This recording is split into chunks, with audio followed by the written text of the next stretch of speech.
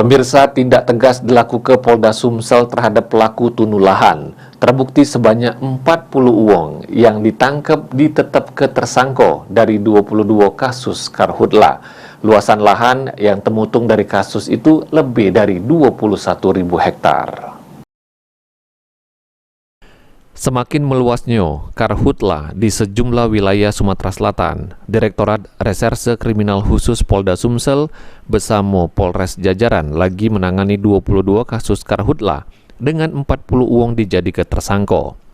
PLT Direktur Reskrimsus Polda Sumsel AKBP Putu Yuda Prawira menyebut, jero kasus ini para tersangka kedapatan tim operasi stop karhutla lagi tunu untuk membuka lahan anyar dengan alasan biaya lebih rendah, samu lahan dinilai jadi lebih subur. Anggota juga melakukan penahanan dari 40 uang yang ditetapkan tersangka. Meski ada yang tidak ditahan, namun proses hukumnya tetap berjalan karena sudah ditetapkan tersangka.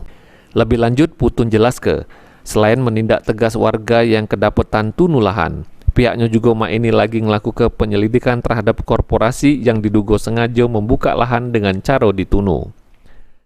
Ada 22 kasus yang saat ini kita tangani berkaitan dengan kebakaran hutan dan lahan. Dari 22 kasus tersebut, ada 40 tersangka. Ada yang ditahan, ada juga yang tidak. Namun sebagian besar kita tahan.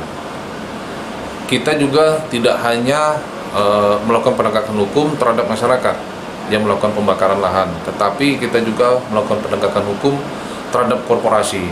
Saat ini ada beberapa perusahaan yang sedang kita selidiki, di mana kebunnya terbakar, baik itu titik api dari luar kebunnya maupun titik api yang ada di dalam kebunnya. Jadi ini masih kita lakukan penyelidikan terhadap kebakaran yang terjadi di perkebunan kelapa. Dari puluhan kasus yang ditangani, Polda Sumsel mencatat 21,7 hektar lahan yang temutung. Sebelumnya, Polda Sumsel sudah mengirim ratusan personil yang ditempatkan di daerah rawan karhutla untuk melakukan penanganan termasuk penegakan hukum terhadap pelakunya. Mulyadi, PAL TV.